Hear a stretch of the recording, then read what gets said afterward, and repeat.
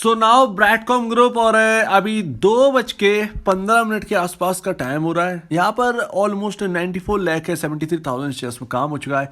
Stock 2.5% के आसपास गिरावट के साथ चल रहा है। इवन पूरा मार्केट जो है वो स्लो ही है, स्लो है। और यहाँ पर देखिए कुछ खबर आई है कि एसबीआई का म्यूचुअल फंड ने स्टेक ली है।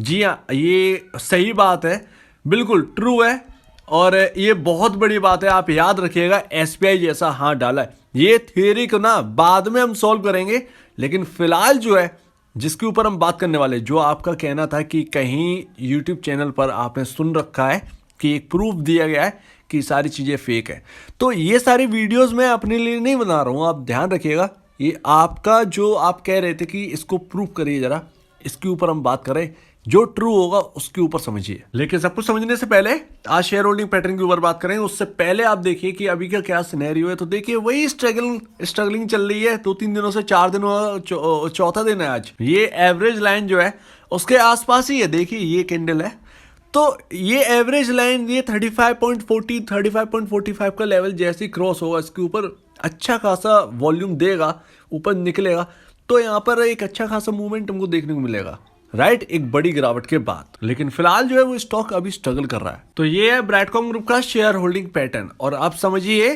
कि यहाँ पर दिक्कत कहाँ से स्टार्ट हुई। तो दिक्कत देखिए, ये क्वार्टर 2021 से दिसंबर से 2022 से मार्च का क्वार्टर, ये सबसे बड़ा प्रॉब्लम वाला फेस कर रहे थे हम लोग।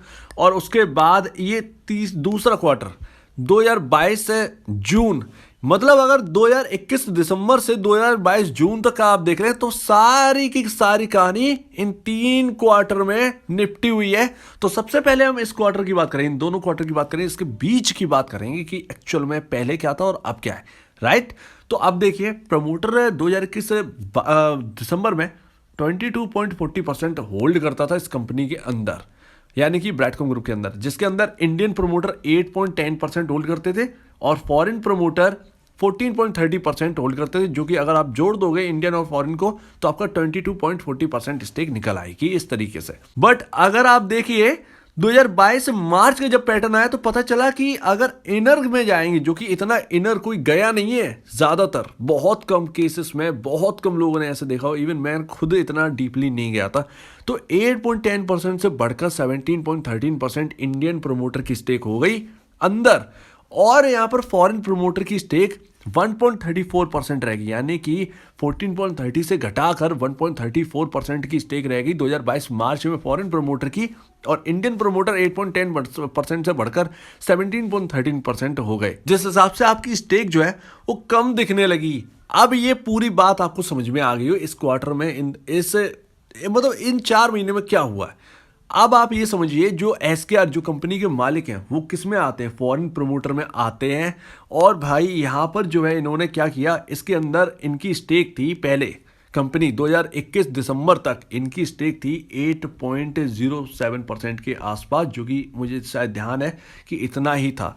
ठीक है, हम 8.07 इतना तो डेफिनेटली है, तो 8.07% के आसपास स्टेक थी। और बाकी सब फॉरेन प्रमोटर में अदर प्रमोटर्स के पास थी। अकेले एसकेआर के पास 22.40% के अंदर 8.07% की स्टेक थी, जो कि पूरी बेच दी गई। और उसके बाद इस 2022 मार्च में निकल के आया 0.86%। जी हाँ, 0.86% की स्टेक जो है इनके पास रहेगी, मतलब 1% से भी कम, 1% से भी कम की स्टेक इनके पास रहेगी, यानी एसकेआर के पास। तो ये दिक्कत बड़ी बात है ही, साफ सी बात है। बट इसमें यहां पर जो है एक ट्विस्ट है। यहां पर देखिए 2022 मार्च में जो आपको 17.13% स्टेक जो आपको देखने को मिल रही है 8.10 से बढ़कर, तो यहां पर 4 फर्में आ गई, 4 फर्में, जिसमें आपको नाम पता होगा, आराधना कॉमो सेल्स, शारदा कॉमो सेल्स, आराधना, और बाकी 2 और ऐसे ही नाम थे जो कि शामिल थे।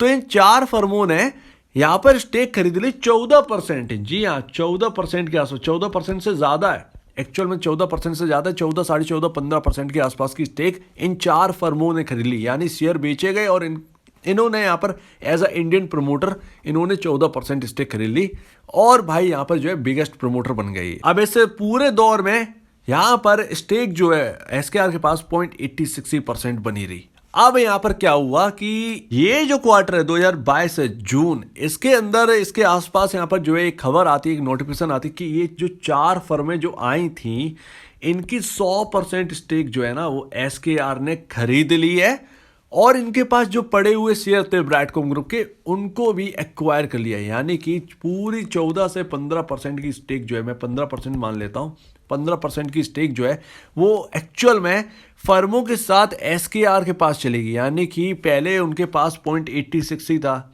पहले इनके पास 86% ही था, अब उनके पास प्लस 15% के आसपास की स्टेक और आ गई। तो लमसम आपका जो है स्टेक जो है वो 16% के आसपास यहाँ पर पहुँच गया, 16% के आसपास।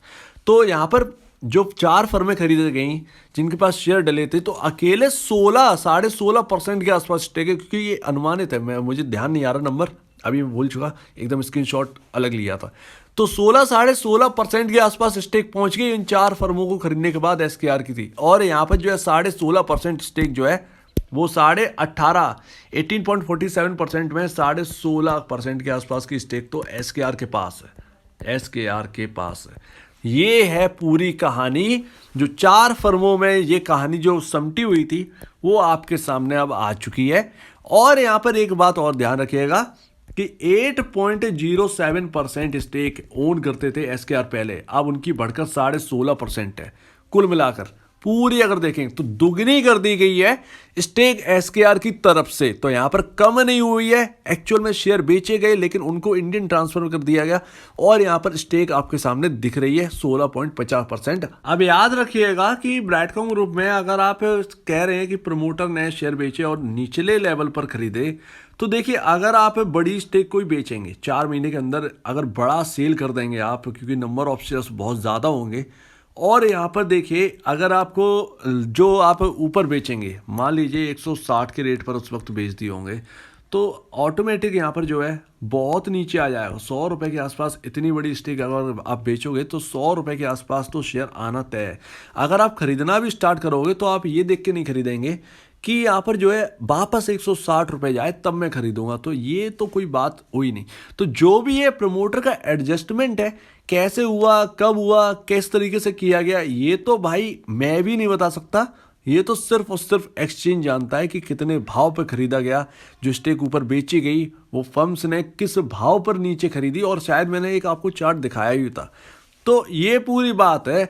अब यहाँ पर क्या हुआ क्या नहीं हुआ ये तो नहीं पता, लेकिन आपके सामने जो भी मैंने रखा ये ही है जो कुछ भी है। दूसरी बात आप ये याद रखिएगा, शेयर होल्डिंग पैटर्न की बात कर ही रहे हैं तो यहाँ पर स्मॉल कैप, यहाँ पर जो एक म्यूचुअल फंड्स हैं, जैसे निपॉन हुआ आपका, जैसे आपका एसबीआई अब आपका एंटर कर गया, तो ये कोई छोटी मोटी बात नहीं है। म्यूचुअल फंड वाले फालतू में पैसा किधर भी नहीं लगाते, आप ये बात याद रखिएगा। मैं कोई डिफेंसिव मोड में नहीं हूँ, ऐसा कुछ नहीं है।